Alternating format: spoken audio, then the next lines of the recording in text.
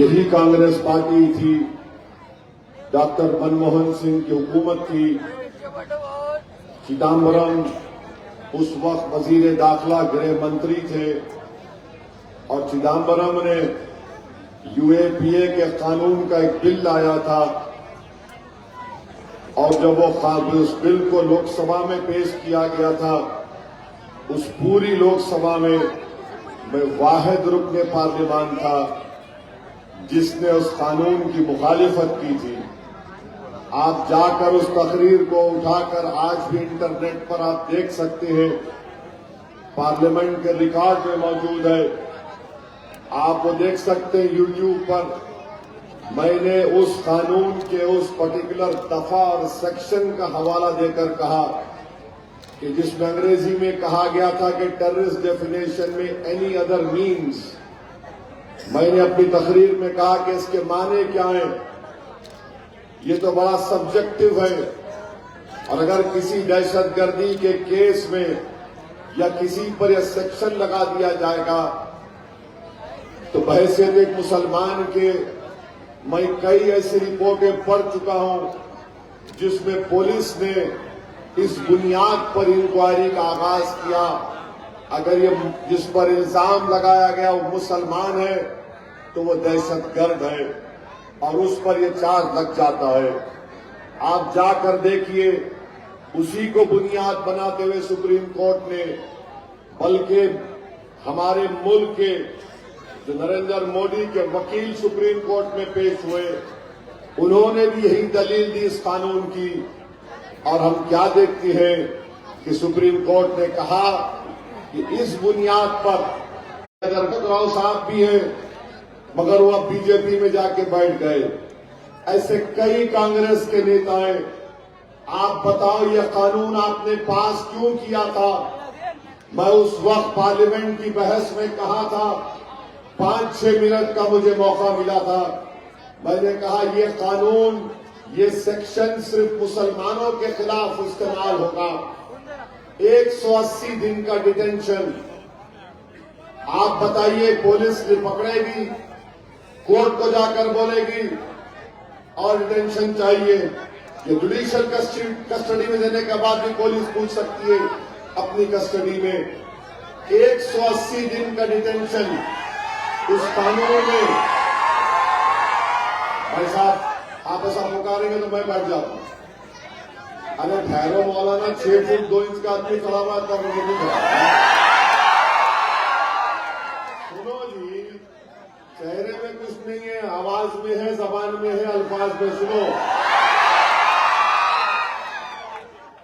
चेहरे पे दाढ़ी व्हाइट होना शुरू हो गई। आप बताइए कानून क्यों बनाया कांग्रेस पार्टी ने? मैं उस कानून के खिलाफ बोला भी, उस कानून के खिलाफ वोट भी दिया था मैं। फिर उसी कानून को गंदा किया गया, अमित शाह 2019 में लेकर आए थे, फिर कांग्रेस पार्टी सपोर्ट करी उसको। मैं और इम्तियाज जलील उसकी मुखालिफत करें। हम हर सेक्शन पर नोटिस दिए थे इसकी मुखालिफत में। तो उस वक्त स्पीकर आज भी हैं, ओम बिरला साहब बोले, ओवैसी तुम लोग 2 लोग हो, क्या करोगे? मैंने कहा सर हम अपना ऑब्जेक्शन मूव करेंगे। अरे तुम 2 है, फर्क नहीं पड़ेगा। मैंने कहा नहीं सर, अल्लाह हमारे साथ है, हमको करना है। नहीं, हुक्का मारने का नहीं है, समझो मेरी बात को। इसी कानून को इस्तेमाल करते हुए जिसको कांग्रेस पार्टी के उस वक्त के वजीर दाखिला चिदम्बरम साहब थे, फिर अमित शाह लेकर आए, उसको कांग्रेस ने सपोर्ट किया। आप बताइए फिर जेल को कौन जा रहा है? सबसे ज्यादा जेल को जाते मुसलमान, सबसे ज्यादा जेल को जाते दलित, आदिवासी। उसके बाद जो पढ़े लिखे लोग होते हैं, जो हुकूमत की पॉलिसियों को जल्दी समझते हैं, उनको जेल में डाल दिया गया। एक स्टैन स्वामी था, ईसाई पादरी, 85 साल का बूढ़ा, वो जेल में यूएपीए में चला गया। वो पुकार पुकार कर कह रहा था, अरे भैया मैं पानी पी नहीं सकता, मुझे स्ट्रॉ से पानी पीना है। ज़ईफ था, पकड़ नहीं सकता था हाथ से अपने गिलास को। जेल में मर गया। मुंबई में ट्रेन का ब्लास्ट हुआ, किसकी हुकूमत थी बोलो कांग्रेस वालों? आपका चीफ मिनिस्टर था। 185 भारत के लोग मुंबई के ट्रेन ब्लास्ट में मारे गए। 11 मुसलमानों पर केस बुक हुआ। 19 साल जेल में गुजारने के बाद बॉम्बे हाई कोर्ट ने उनको कहा ये तमाम के तमाम बेकसूर हैं। मरने वाले लोग पूछ रहे हैं कि मेरे रिश्तेदार को, मेरे भाई को, मेरे पति को किसने मारा? और ये जो 11 मुसलमान पकड़े गए थे जिसमें अंसारी साहब का जेल में ही इंतकाल हो गया, वो बाहर निकलकर पूछ रहे हमारा कसूर क्या था?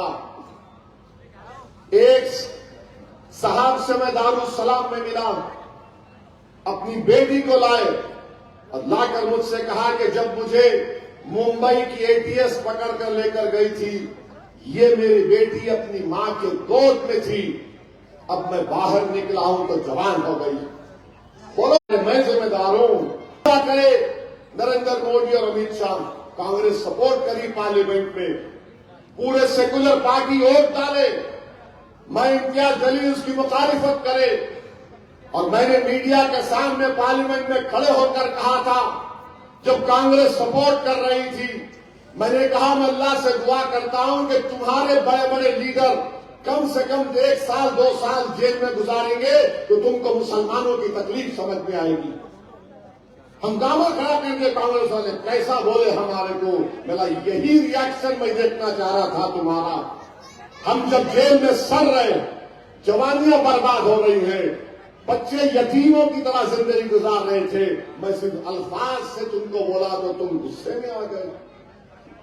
बताओ भारत की आजादी के बाद कितने कांग्रेस के लीडर 1 साल या 8 महीने जेल में गुजारे? बताओ।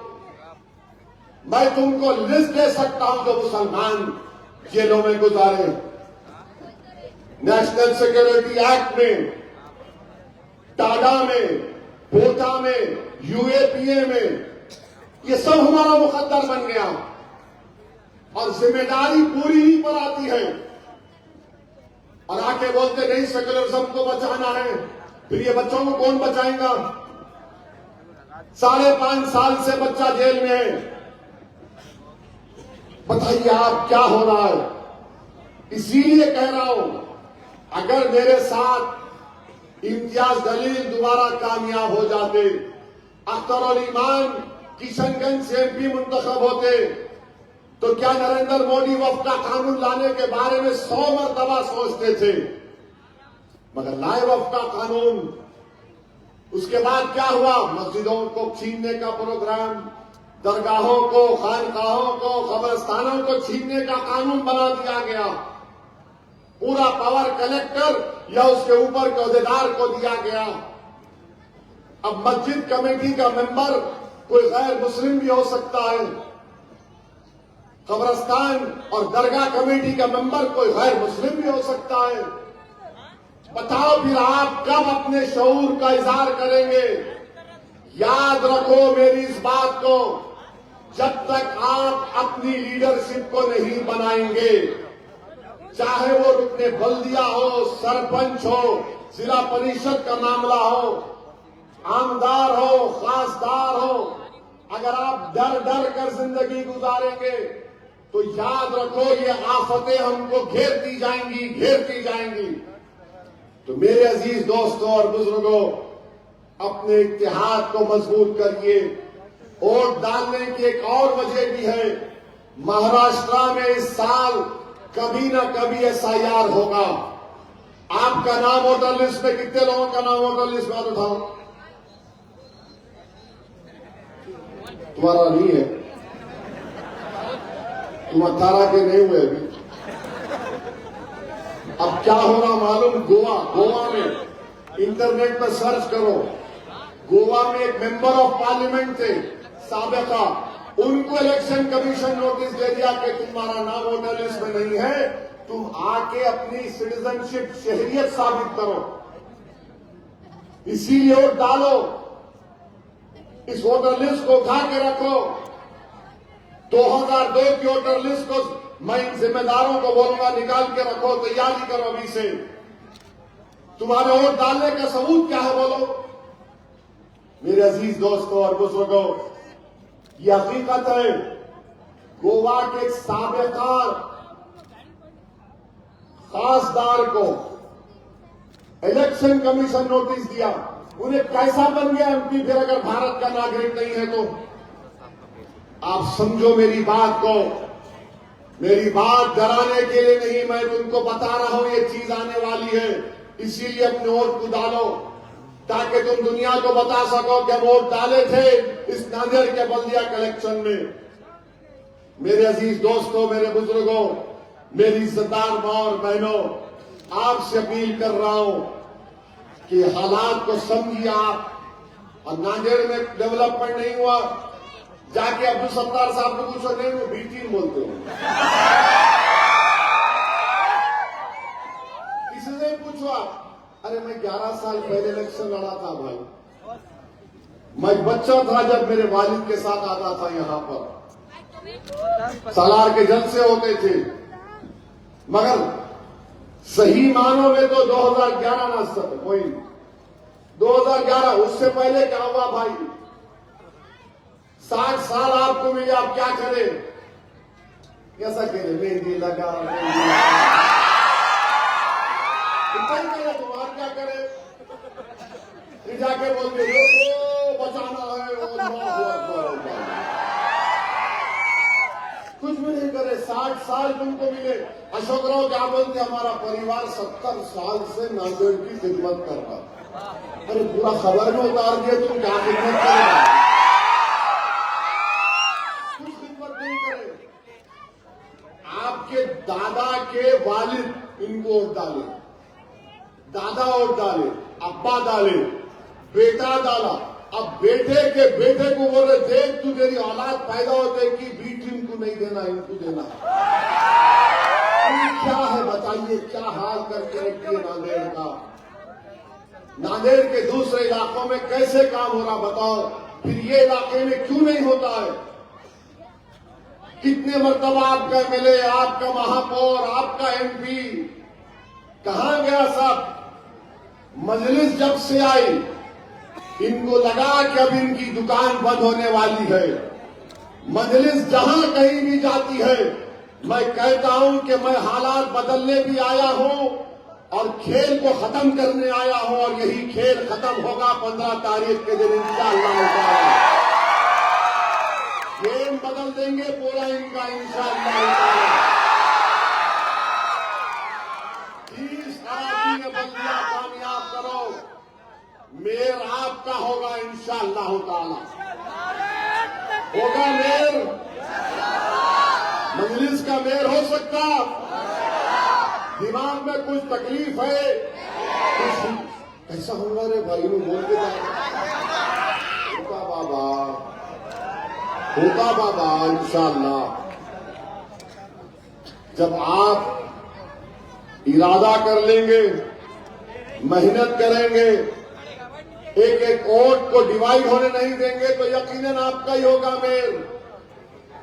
और जब मेयर आपका होगा तो डंके की चोट पर पूरे नांदेड़ से इंसाफ होगा, खास तौर से इंसाफ होगा जहां जिससे इंसाफ नहीं हुआ 50 साल में, वहां से शुरू होगा।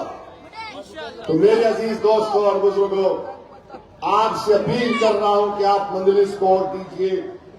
कांग्रेस पार्टी के पास कुछ भी नहीं है, कुछ भी नहीं है इनका ने। बिहार में गए, अच्छा बिहार में लड़े कितने सीट पर, 60 पे लड़े, कितने आए, 6 आए। मजलिस को कितने आए, 5, एक का ही फर्क रह गया। आदिल हसन मजलिस के बलरामपुर के उम्मीदवार 80,000 वोट लिए और सिर्फ 350 वोट से कामयाब नहीं हो सके। एक और सीट पर 80,000 हम लिए ठाकुरगंज से, 6,000 से 6,500 से हम कामयाब नहीं हुए। और इनके कांग्रेस के लीडर है, बड़े लीडर उनके, बहुत मेरे को बोलने लगा है कहां से बोलने लगा है, यानी 50-60 लाख 50-60 लोग मेरे को फोन करे, अरे भाई उनके खिलाफ कैंडिडेट मत दो, उनके खिलाफ कैंडिडेट मत दो। अख्तर अली ईमान बोले नहीं सर, कैंडिडेट तो मैं दूंगा। अख्तर अली ईमान हमारे सदर हैं, उन्होंने बोले नहीं सर, कैंडिडेट तो हम देंगे उनके खिलाफ, वो बकवास बहुत करते हैं मजलिस के बारे में। मैंने कहा ठीक है अख्तर भाई, कैंडिडेट आप दे दो, बड़े बड़े लोगों का दबाव है, उनकी गुजारिश है, एक काम करते कि आप चले जाओ, मैं नहीं जाता। ठीक है, नहीं गए, वो भी नहीं गए, मैं भी नहीं गया। वो बेचारे 18,000 वोट से हार गए, मैं नहीं गया तो भी मजलिस का उम्मीदवार 16,000 वोट लिया, और हारने के बाद वो जनाब क्या बोलते, असदुद्दीन ओवैसी के भाषण से मैं हार गया, मैं गया ही नहीं तुम्हारे पास, मैदान में आया ही नहीं, मेरे पास का कोई मौकीला है। ऐसा उड़ के बोला जाओ बेटा जाके पढ़ के पूछे, मैं तो गुनाहगार आदमी हूं। मगर उन्होंने बोले ये हाल इनका है, यहाँ पे टिकट नहीं दिए, लाला नाराज हो गए थे। लाला आप नाराज हुए थे, नहीं हुए थे, लाला ऐसा सूरत बना दिया, लाला का हर जगह गाना है। अब लाला को और क्या दिखा, सियासतदान है, मोइन लड़ रहा ना साहब, वाकई बात है भाई, फिक्री इंसान फितरत है थी, उनकी भी ख्वाहिश है थी, ये तो क्या करेंगे साहब, लाला ऐसा आके ये ऐसा क्या करेंगे, लाला सबर करो, लाला जी जान दो उसको। लाला बोले, लाला मेरे को बोल रहे थे साहब आप समझो मेरी बात, मैं नहीं जीत सकता।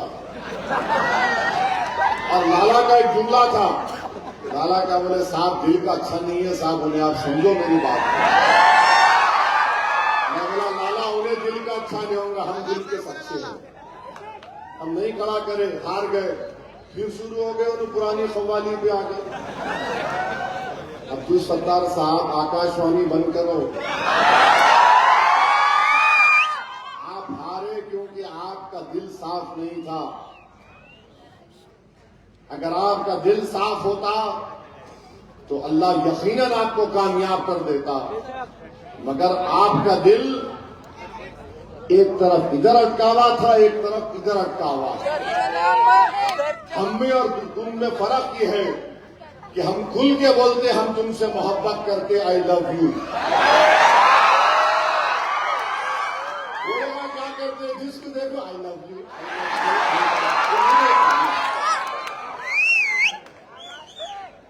एक को हमें बोलते, मैं बोल रहा हूं मैं तुम्हारे से मोहब्बत करता हूं, पार्लियामेंट में खड़े रह के बोला मैं, किसी के बाप का डर नहीं है। उनका क्या है, जो दिखा इधर, जो दिखा उधर, जो उन्हें बोलता है ये किस्सा क्या है रे भाई, हर एक कोई नहीं ये बोल रहा। तो ये मामला है इनका, ये इनकी कहानी रही 60 साल की, अब खेल बदल रहा है। ये नौजवान बच्चे जान चुके हैं और ये समझ चुके हैं इनकी मक्कारियों को, इनके दुगलेपन को। मैं इनकी सोच और समझ को सलाम करता हूं, इनके माँ बाप को सलाम करता हूं कि आज एक इनकलाबी तब्दीली पैदा हो रही है नौजवानों में, और नौजवान इस बात को हरगिज मानने को तैयार नहीं है कि सेकुलरिज्म को बचाने की जिम्मेदारी सिर्फ हमारे कंधों पर क्यों है, क्या हम ही क्या सेकुलरिज्म के कूली हैं, गुलाम हैं। हर इलेक्शन आया नहीं सेकुलरिज्म को बचा लो, अबे 3 मरतबा मोदी प्राइम मिनिस्टर बन गया, हमारी वजह से बना। आप कभी बीजेपी को वोट दिए? कोई बोला तो बीजेपी सुन लिए ना। अब कैसा माना उन्हें, वही तो समझा रहे हम आपको बात को, वही तो समझा रहे। तो आपसे अपील है कि आप इस इलेक्शन में, अब बल्दिया का इलेक्शन है बोल के एक होना नहीं है, 2029 में असेंबली का इलेक्शन आएगा तो मजलिस के एमएलए मुंतखब होंगे नांदेड़ से इंशाअल्लाह ताला। और सुन लो कांग्रेस वालों, अब की बार कुछ भी नहीं, कोई बोल लो, सुनने वाला नहीं हूं मैं। कैंडिडेट खड़ा होगा असेंबली में भी इंशाअल्लाह ताला, और हम हमारे एमएलए को मुंतखब कराएंगे और इंशाअल्लाह ताला वो एक वक्त आएगा कि आपका खासदार भी मुंतखब होगा इंशाअल्लाह ताला। इसीलिए कह रहा हूं कि ख्वाब देखना शुरू करो। याद रखो, ख्वाब देखने पर कोई जुर्म नहीं है, ख्वाब देखकर उसको पूरा करने में मेहनत आप और हम मिलकर करेंगे इंशाअल्लाह ताला। याद रखो, मेरी जिंदगी का मकसद सिर्फ यही है कि भारत का संविधान जिसको बाबा साहेब अम्बेडकर ने बनाया था, भारत में अगर 18 करोड़ मुसलमान हैं, वो गरीब नहीं रह सकते, वो मजलूम नहीं रह सकते, वो कमजोर नहीं रह सकते, उनके बच्चे स्कूल से बाहर नहीं रह सकते, उनके बच्चे कॉलेजों में रहना चाहिए, उनके बच्चे तालीम याफ्ता होना चाहिए, उनके बच्चे दौलतमंद होना चाहिए, उनके बच्चे ताकतवर होना चाहिए, उनकी सियासी क़ियादत होनी चाहिए। ये मजलिस का पैगाम है। तो मेरे अजीज दोस्तों और बुजुर्गों, मैं आपसे अपील कर रहा हूं कि 15 तारीख के दिन आप अपना एक वोट पतंग के निशान पर लगाएंगे या नहीं लगाएंगे? क्योंकि मैं देखा, मैं जलसे में इतने लोग आते, पोलिंग के दिन क्या होता नहीं मालूम। बाज वक्त क्या होता, मैं जाने के बाद ये शैतान के एजेंट आ जाते, आके ठूस करना शुरू करते, कोनों में, घर में, उधर। उनका क्या है भाई, वो जज्बाती तकरीर करके चले जाते। एक साहब को मैं पकड़ लिया, मेरा आप जाके बोले थे नहीं बोले थे? अरे नहीं गया बाबा, मैं भूलने गया। मेरा आप बोले नहीं बोले? वो जो साहब को बोले, मेरा मिलाओ फोन, उन्होंने बोल दिया हो मेरे घर को आए थे, आके ये बात बोले। मेरा याद रखो, ये तुम जो बोल रहे हो ना, तुम थक जाओगे, तुम्हारा सर नहीं होने वाला है। अब बात करें कि नहीं ऐसा हो रहा, अरे क्या क्या नहीं हो गया भाई।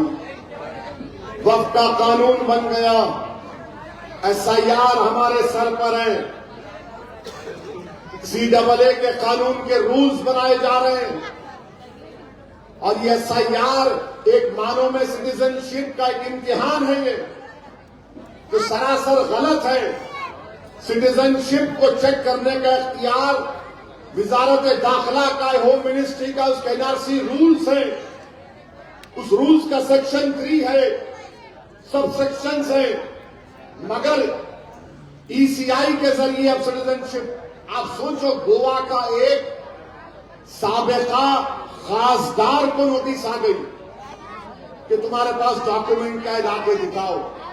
तो मेरे अजीज दोस्तों और बुजुर्गों, आपसे अपील है कि 15 तारीख के दिन जहां पर 4 उम्मीदवार हैं, वहां पर पतंग के निशान पर बटन लगाइए।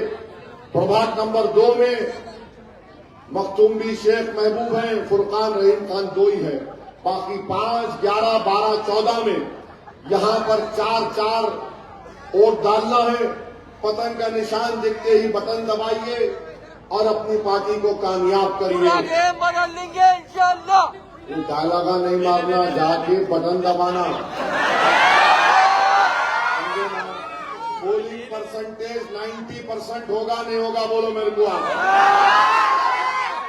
90% पोलिंग होना चाहिए इंशाअल्लाह ताला।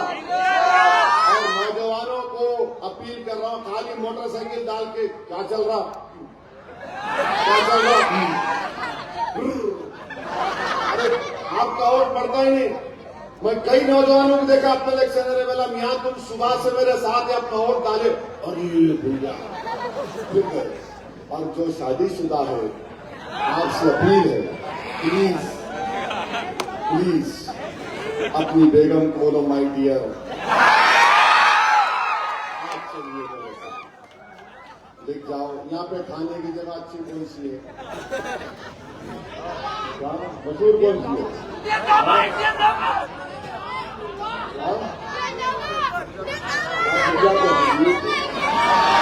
लाला कहते हैं, अब भाभी को मंडी हाउस लिख जाते थे। लाला आप भी लिख जाना, भाभी को ऑर्डर आके लिख जाएंगे लाला, या फिर ऐसे करेंगे आप। तो जरा अपनी बेगम को पहले लिख जाओ, अपनी अम्मा बाबा को, भाई बुजुर्गों को सुबह सुबह लिख जाओ, वरना क्या है, अरे बाबा ठंडी है, सर्दी है, उस दिन पूरे गर्म रहना। वोट गरम रहना, लड़ना नहीं, लड़े तो दुश्मन कामयाब हो जाता। 5 बजे के बाद देखेंगे क्या होता, कहां जाता जून है। 5 बजे तक सबर से, नो 15 मिनट 5 बजे के बाद पुलिस पे कंप्लेंट करो, मगर पोलिंग करना, पूरे जाके वोट डालना। अब किसी का नाम नहीं आया, जिसका नाम है पहले नाम डाला, उनका नाम जाके वोट डाला देना। चिट्ठियां नहीं आए, फूला नहीं आए। अब आप ये समझो कि मजलिस के उम्मीदवार आप है, ये जमात आपकी है, ये लड़ाई मुस्तकबिल की मजलिस लड़ रही है आपके लिए। और इंशाअल्लाह ताला मुझे यकीन है कि जो मैं महसूस कर रहा हूं, अल्लाह उसको पूरा कराएगा इंशाअल्लाह। कि नांदेड़ की तारीख में एक बहुत बड़ा रिजल्ट आने वाला है आप लोगों की तरफ से इंशाअल्लाह ताला। तो मेरे अजीज दोस्तों और बुजुर्गों, आपका बहुत वक्त ले लिया मैं।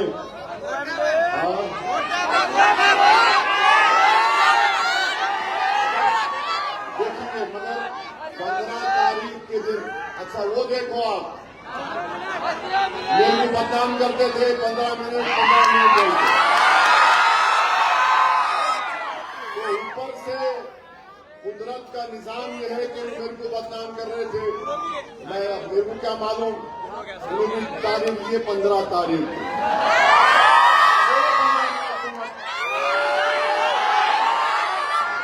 तो ये मामला है, मगर 15 मिनट नहीं, पूरे 7 बजे से शाम में 6 बजे तक, 6 बजे तक है ना, 6 बजे तक पोलिंग है।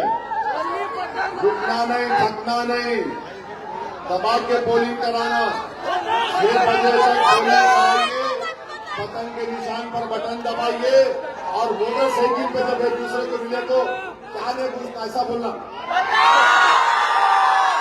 वोट डाला उन्हें क्या बोलना, ये काम करेंगे ना आप।